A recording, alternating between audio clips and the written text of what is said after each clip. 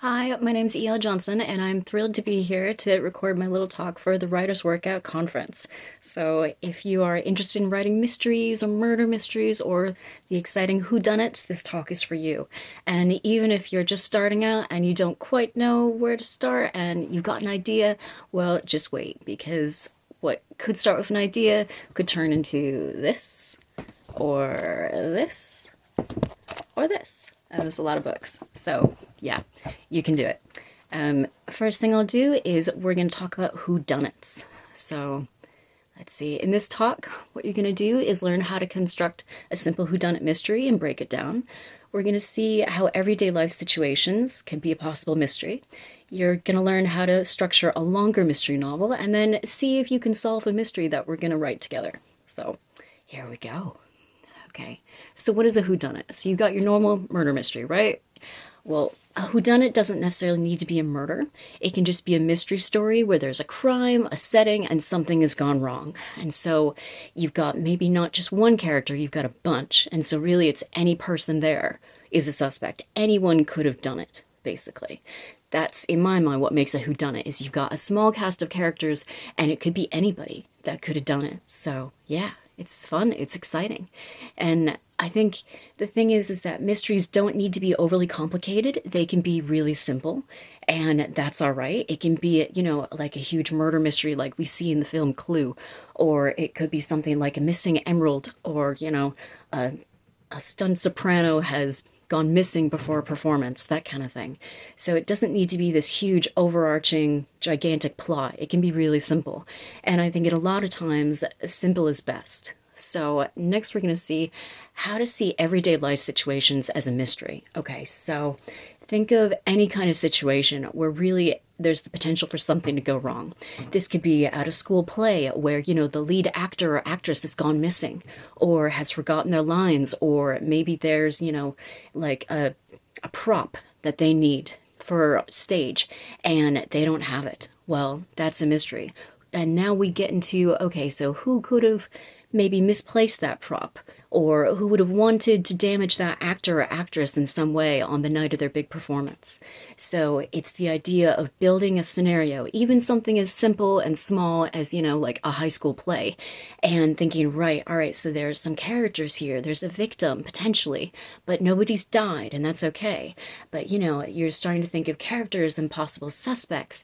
And so that's the kind of fun thing, is where you look at any kind of situation in life and think, oh, right, so what could go wrong here? What would make it a mystery? And then to make it a whodunit, you've got multiple characters, multiple suspects that could have done it. So let's think about, when is a situation a mystery? Right, well, when you don't know, the thing has gone wrong, but you don't know who's done it or who could have done it or why. And so you need to have kind of a detective character, and it doesn't need to be a police officer. It can be, a fellow student like in our play. It can be anybody, but just someone who's interested to find out who done it and where and when and why, basically. I hope that makes sense. So, okay. I was thinking, let's create a little mystery together, a little whodunit. So, first of all, I should say that I write murder mysteries, and they're really fun.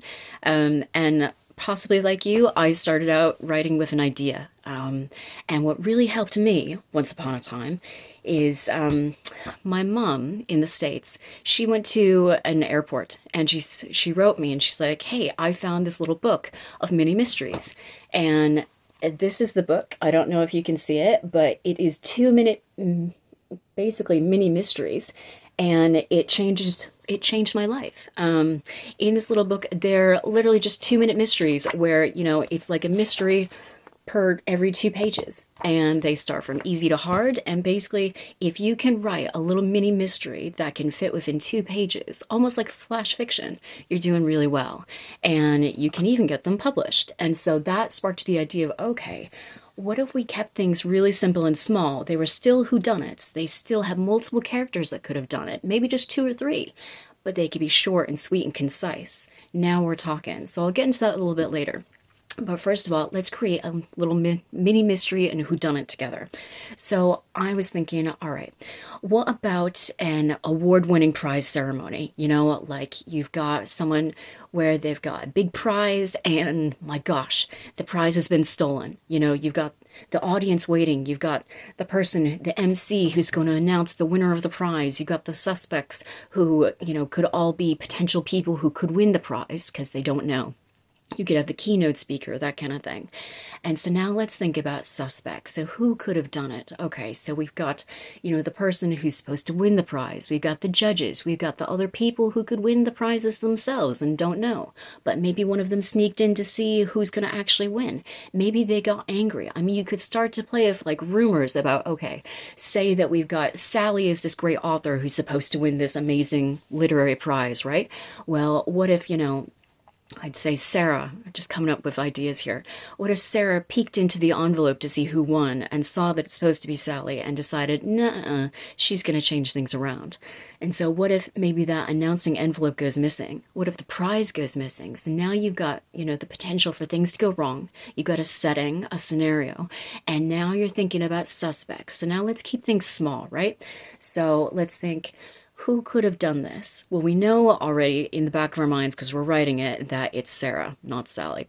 I don't know why I chose S's for names, but there we go. But the way to think about this is keep things small, keep things really short and sweet. I want to have a main character. So the main character is going to be your detective. And that could be, like one of the judges who knows it's supposed to be Sally that's supposed to win. You could have, an audience member who's really close to one of the authors that maybe is going to win, maybe they won't. But you've got, not necessarily a police person, but someone who can fill that detective role and who's got an inquiring mind, who can start to think, okay, so what's the scenario? They've got to be a person that can go behind the scenes and talk to people. And yeah, just start to think about that. And then you'll think about these suspects, right? So who could have logistically, taken away that prize or that judge envelope?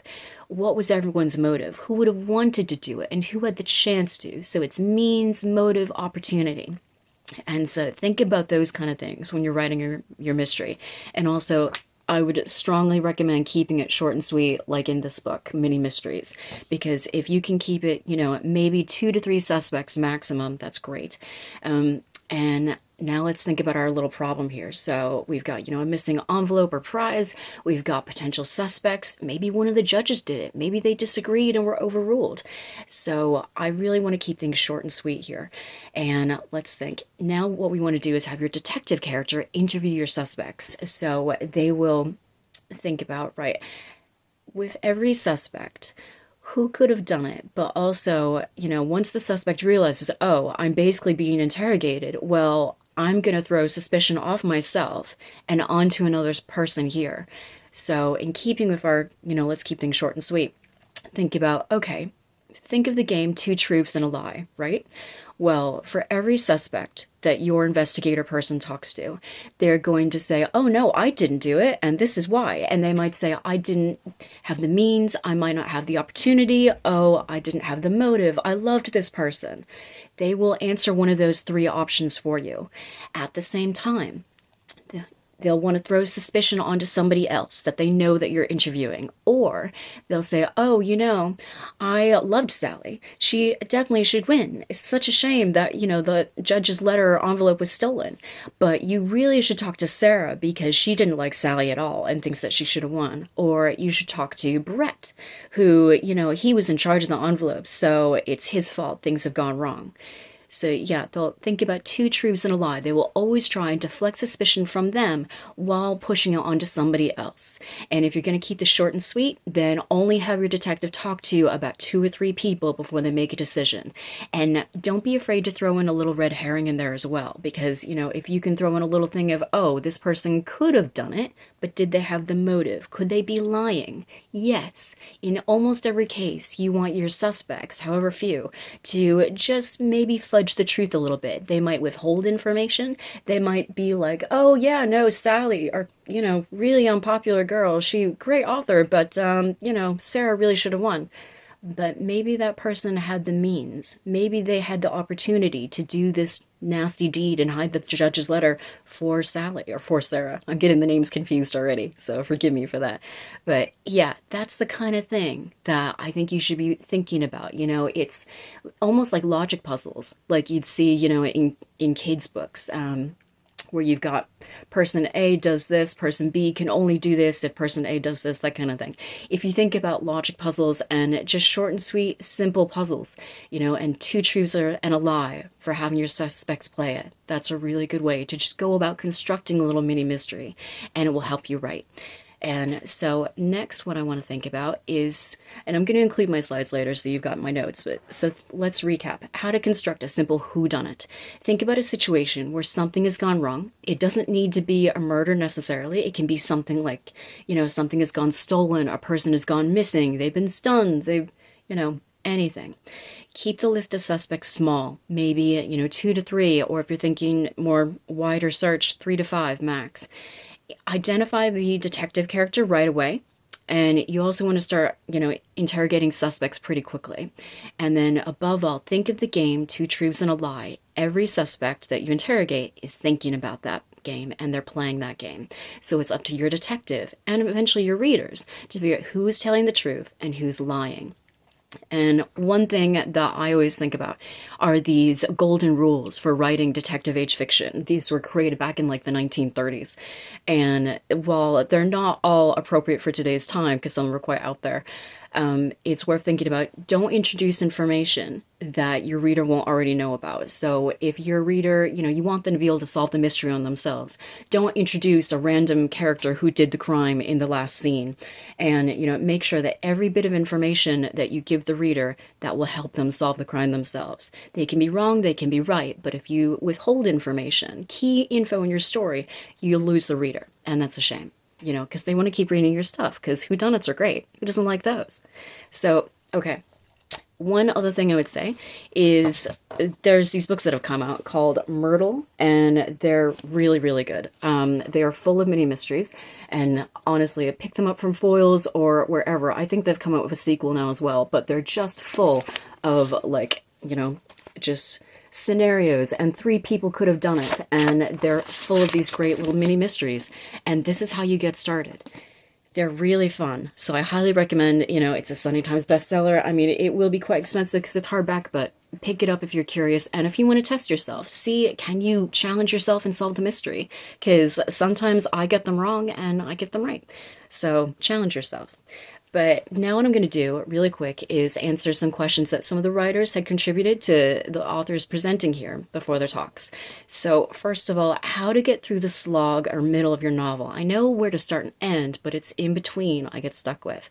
So one of the things that they tell us to do as writers is make sure your novel does what it says on the tin. Essentially, if it's a mystery, then make sure your investigator, they investigate the mystery. So that's where the middle bit for your novel or your short story, even flash fiction, really helps, because this is the time where your investigator can interrogate suspects. They can suspect people, they can detect, This is where they can do exactly that. That's your middle. That's where it's the mystery part. They can get things wrong. They can, interrogate the wrong people. They can get in trouble. They can get in fights. But that's the meat of your story, is that they are investigating this crime. The crime has happened. Now it's time to investigate. So there's that one. That's how, at least I think, mystery writers can get through, the middle, because it's the meat. And let's see.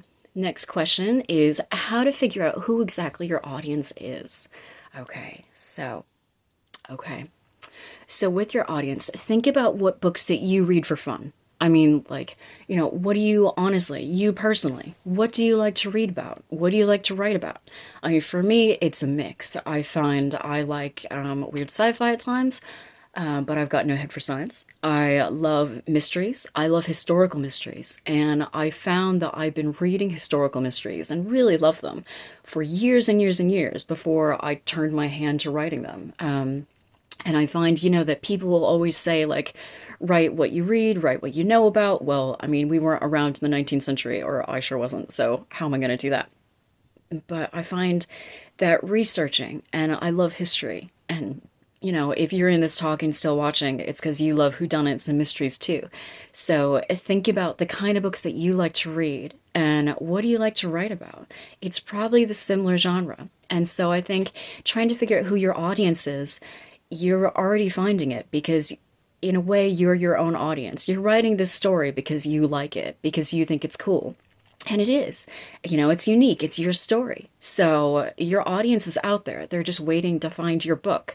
So in a way, yeah, what you're reading and what you're writing about, that's your audience. And if that's brand new and unique, then even better. There'd be a new audience out there waiting to read your stuff. So don't worry about that. Another question is, are newsletters that important? How do you get people to sign up? So this is where your mini mysteries will really come in handy. So think about mini mysteries like this and mini mysteries like this. I can't recommend it enough, especially if you're just starting out. This book was all of like, all right, $5.99. A bit expensive in my mind, but so, so useful. Pick it up at your local airport somewhere. I think my mom bought this in Minnesota. Yeah, so, so good. So the idea of newsletters, it's another way to basically market your books. When you first start out, you will start small. I would recommend trying out a service like MailChimp or MailerLite. That's what I use. And you can create beautiful, images of your newsletters. I'll include a link to one of mine that I send, and the first time that you send it out, it will be tiny. You will have, like me, I first started out with 2 subscribers, one of whom was myself, and that was about a year ago. And now I've got, I think, over 3,500 subscribers, and so I send out newsletters twice a month, just promoting other people's books, in promoting my books, but with images and newsletters. I mean, that gets me royalties every single month. It's quick and dirty, but it does the job. Where I do virtually very little to promote my books, except just sending out a newsletter to random strangers. How weird does that sound? But it works. And so there are websites like BookFunnel and Story Origin, where they're for writers, for authors like yourself. You do have to pay money, but so budget that in. But I find they're really worthwhile because other authors are creating essentially book promos where they have their published books for sale like these, and you can join a book promo and just include the link to your book, and so people who see this beautiful image will click on to see what other books are included in that promo, and they'll click on your book if they like the cover. So it's like book covers are really important. And it's a great way to get new readers as well. And one of the ways to get people to sign up to your newsletter is through reader magnets. So you might have heard of this before or not. Reader magnets are essentially short stories or tiny little flash fiction that you can basically format. You can do it on Canva and format it into a PDF, design a little pretty cover that you like on Canva. There's templates for you to use for free, and then just add it to these BookFunnel or Story Origin sites as your work. Make sure that you've got your own copyright info on there, and then you're good to go, and people can download them for free. That is the whole idea behind a reader magnet. It is a free story that people can read. And if they like it, then maybe they'll look at your stuff that you're selling, which it really helps. I find that in my newsletters, people love the free books. If I get maybe 30 clicks on one of my book covers in my book, in the newsletters, I might get 100 or 130 for the free books. So reader magnets, like short stories like these, so worth it. So I'd say definitely give it a go because they honestly do work. I find the other mediums like blogs and social media like tweets, Blue Sky, Facebook. I've never done Facebook ads in my life. I do have my own Facebook author page and Twitter account and Blue Sky and blog, and they're all useful tools. But I would say my newsletter is possibly my strongest way of putting my books out there. So I would definitely recommend doing that. And I think that brings me on to my next question is, what are your pet peeves? So every author's different. I find my biggest pet peeve is when authors don't believe in themselves. Even if you write flash fiction, you can get picked up for doing that. I met another author at a book fair about a year ago who she just writes Jane Austen flash fiction. Or sorry, not flash fiction. She essentially not quite, I don't know if I'd describe it as fan fiction or not, but she writes Jane Austen books where she's taken Jane Austen's work and then she's tweaked it and she's added in a few more elements, changed the romance slightly. She just expands on the story. And she's gotten published with a reputable indie publisher for doing just that. So there's loads of different unique ways that you can get picked up. So I think my biggest words here are believe in yourself, because if you don't, then you'll be giving up on your dream, and you shouldn't do that. You know, if you're here, if you're watching this, then you're a writer, whether or not you've been published before. And what can start as an idea can become this. And I would say, and this, and this. But one of the ways that you can start out is by joining your local writer circle. So what I did is I joined I don't know if you can see that, but the Hartford Writer Circle, where every other year they produce a little anthology. It's just short stories. That's all it is. And, you know, like pictures, stories, that kind of thing. They sell them locally in their town and like at the local grocery store and that kind of thing. It's a very small scale. But it's a really good way to connect and meet other writers. And you go and you get inspired by what everybody else is doing. And even just submitting short stories through anthologies like that, it's a great way to get started and to hone your writing. And I think for me, that's where the writer's workout helped so much. Because when I was first starting out, I was pretty clueless about flash fiction and short stories and, you know, the writer's games where you're given basically a weekend to write a story with a prompt they give you. I mean, it forces you to write and you exercise those writing muscles. And if you're good enough, you know, you gain so much just from the feedback and the experience and what you do. It is really cool. So I'd strongly recommend doing the writer's games as well, because the writer's workout helped me enormously as a writer when I was just starting out. And even today, I feel incredibly privileged to be here to be talking to you about this. So yeah, believe in yourself, because if you don't, you'll annoy me. But honestly, what starts as an idea can become a book. You just get to keep plugging away and keep writing is the main thing. So last question is, what does your average week look like? I'm one of those people that likes to be stupidly busy all the time. So this week I'm recording this talk, which is really fun. Let's see, yesterday I just handed in the book blurb for the latest book in this series. So if you don't know, I write historical mysteries about a young woman named Poppy who solves mysteries in 19th century Hertfordshire, and where I had to write the little like book blurb that goes on the back and the little tagline at the top. So I had to hand that in for my last book in the series. I did that yesterday.